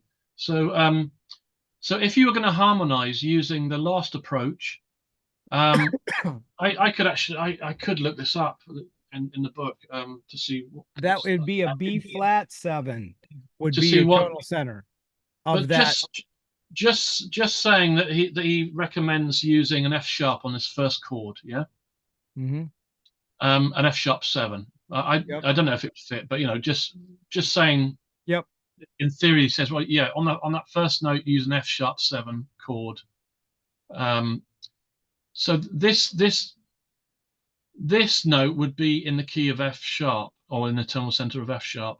This note would be in the tonal center of F sharp, because whatever chord you put underneath is going to change the tonal center of the scale. These would just become the top note of the chord, but both of these would be in the key then of F sharp, and then whatever. If this was F sharp to use here, then you'd have to go up 1, 2, 3 semitones from F sharp, which should be 1, 2, which should be A. This then you'd use an A7 chord to harmonize this note, and they'd be in the key of A, not in the key of E flat. A7, yeah. A7. You're right. You're right. I transpose it wrong. And then you'd go up 3 semitones then, 1, 2, A7. 3 semitones and from that'd A. be your C. This would be in the key of C, and it would be a C7 chord underneath it. That's if he recommended those chords. I don't know what chords he recommends for these, but that gives the principle. So yeah, it is a bit deep, but once you grasp it, it's a fairly simple concept, but it's just a bit of a mind bend. And that third, what's that fourth master chord? For C7 up a third, that'd be an E flat. Wouldn't it be an E flat? Yeah, I think it's an E flat. Well, you keep adding 3 semitones, so yeah, whatever dominant 7th chord you use here, you go up 1, 2, 3 semitones from that dominant 7th, and you end up with it'd be the E flat 7. So yeah, so it'll be 1, 2, C, 1. Yeah, it'll be E flat, the last one. So if you're thinking of it from a jazz perspective, if I was toggling between those 4 chords and using this scale, I'd be jamming. I mean, I'd be like totally swinging. But saying he did say, you know, if C7 was one of the master chords that he suggests on this one, yeah. Well, actually, that would be the master. Sorry. Well, sorry. Yeah, that'd be the F sharp. If F sharp 7 was a master chord that he suggested on this one, which I suppose he could. I can't remember if it's similar to the other one that we're looking at, but saying he suggests F sharp 7, so this would be F in the key of F sharp. This would be in the key of F sharp. This would be in the key of A7. A7 is the second chord. Of A7. However, if you were doing ultrapolation, you'd be playing this note first under an F sharp 7 chord. Then you'd go to this note under an F sharp 7 chord, which would create a bit of tension, you know. And then you'd play this note afterwards, because you're changing. So that's how it works, you know. If you change it into a pattern, like ultrapolation or whatever the other one was called, I can't remember. Any more queries? In that case, when would you go to the A7 chord? A7, you would go to the A7 chord. You would play this note, then this note, and then you'd go to the A7 chord and then here. You go to the A7 chord there. Yeah. So the A7 probably wouldn't fit with this with the A7. The A7. Oh, hang on. Sorry. Oh, I'm getting confused. The A7. The F sharp 7 wouldn't fit with this note in theory. Sure it would create a bit of tension. but you wouldn't change the chord to A7 until you get to that note. Okay. Because you change on the tonic, and that's the beauty of these patterns, is they're going to add a bit of tension. So you can only change the chord when you get to the primary notes in the scale. Yeah, I would suggest that was how it would work.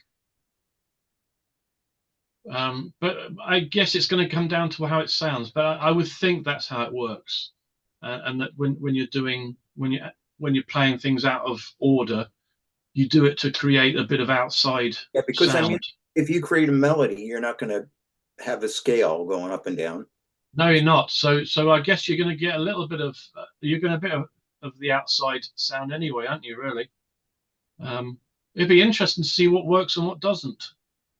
I think a certain amount of this is actually we need to fiddle with and see how it works, and then give feedback, valuable feedback to one another as part of the session, to sort of see what works and what doesn't work. Really.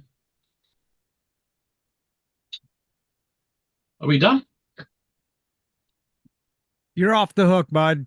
That was good. Yeah, it was deep. You can kind of go like, "Oh, geez, okay, thank you." No, yeah. Oh, we got one more question. Miguel, yeah. Go ahead, Miguel. Okay, what I've seen also that based on the scale number 7, let's say, I see that apparently he's using the chords because you can use the notes from there. Let's say the C, E, and B flat, and you get the C7, 7 chord, right? My question is, but also in that same scale, you can play C just major. Sorry, say that again. Okay, and the number 7 scale, okay? Yeah. Number 7 scale. I see that you have, they are using the chord C, E, and B flat. So that the C 7th, right? Yeah. Okay, but you also can play, even though they don't tell you, you can play the C, E, and G. Right. Okay. My question is because otherwise. Normally he says to the master chords miss out the 5th. And the reason why they do that, well, in jazz you often miss out the 5th because it's often superfluous. But if the added note is going to become a flattened 5th, you want to try and avoid using the 5th in your chord if possible. You want to try and stick to just the root, the 3rd and the 7th. I would suggest. Okay. Well, my question in that case would be this: usually the 7 means movement, right? Because it goes to the next chord. It goes to the next chord. Now, how do I finish the composition? Sorry, what did you ask? How do I finish the composition? I need to rest in some place. You need to rest. Oh, you need to rest in some place. Oh, right. Yeah. Does Art have any suggestions? I guess you could resolve to something, or you don't have to resolve. Funk doesn't necessarily resolve. If you're using a dominant sound, like blues, for instance, that is based upon dominant chords, isn't it? Really, and it doesn't really resolve. It's an interesting subject, the sound of the 1 chord, because the sound of the 1 chord, the sound of your so-called resolution chord, which doesn't always need to necessarily resolve, it defines the genre and the feel of the music itself. So using this method, perhaps it will sound, sometimes I've created chord progressions with 7ths in them and stuff, and when I've tried to resolve them, it sounds naff, it sounds rubbish, it sounds awful, because it doesn't go with the feel, the sound of the music that you're doing.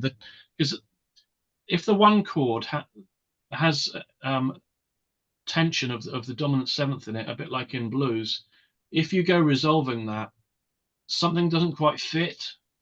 it's a bit different to classical rules, I guess, isn't it? When you're doing this sort of thing. What does Art think? What's Art's thoughts on that? He mentioned something. You had something in the presentation about cadence points. So I would think that there should be cadence points at some point.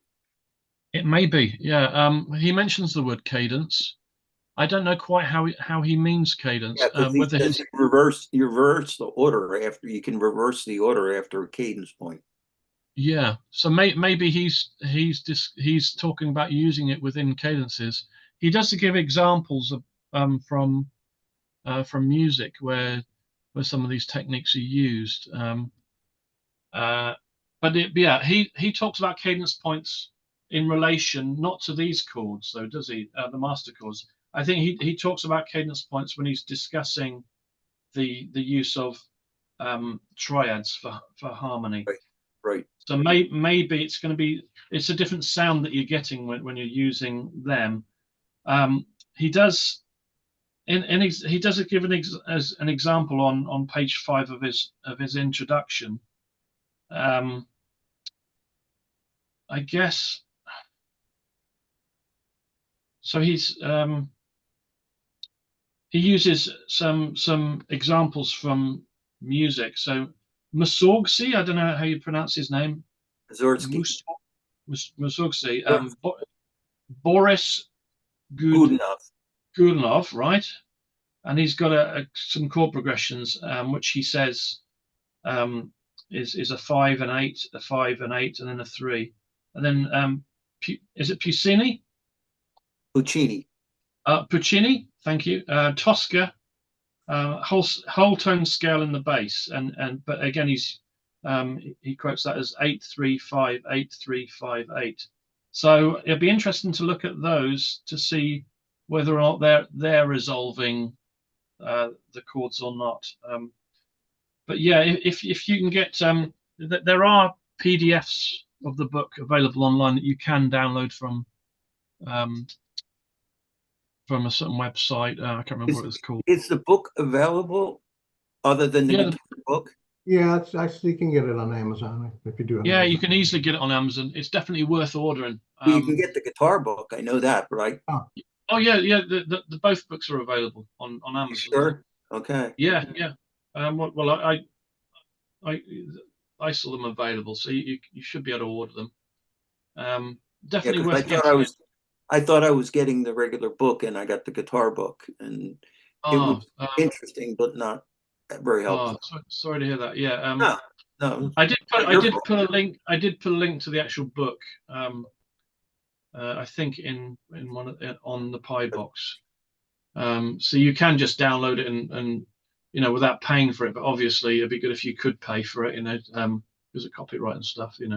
Sort of get a hard copy would be great. But I think it is available as an ebook as well. It should be available. He's holding something up, but we can't see it. What's that?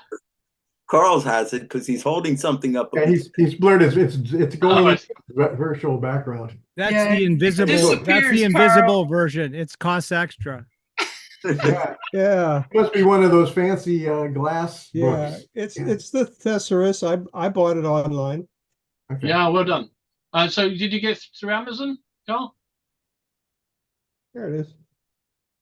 Don't remember. On Amazon? Could be. I don't remember. I think so. Yeah, it's or eBay would be the other one, but I think it's available on Amazon. I know that Hal Leonard is selling it. So if you go to Hal Leonard's website, there's also if you buy the book, it should come with a code with the MIDI files in it as well. That would be even more of a cheat, wouldn't it? That'd be even more useful. And they've got on their website a way of downloading. You type in the code from your book. Is it MIDI files or audio files? Yeah, there are MIDI files available, but really? they also do. I don't know if there's audio available for the non-guitar book, but but certainly there's MIDI files available. Well, have a look. If in the top left-hand corner it says audio something, audio accompaniment, Right. Then you can register on their website and download it. Yeah, they're audio files, they're not MIDI files, but doesn't matter. I'm not sure, but it does say that there are MIDI files available as well. So you might be able to get both. But I downloaded the ebook.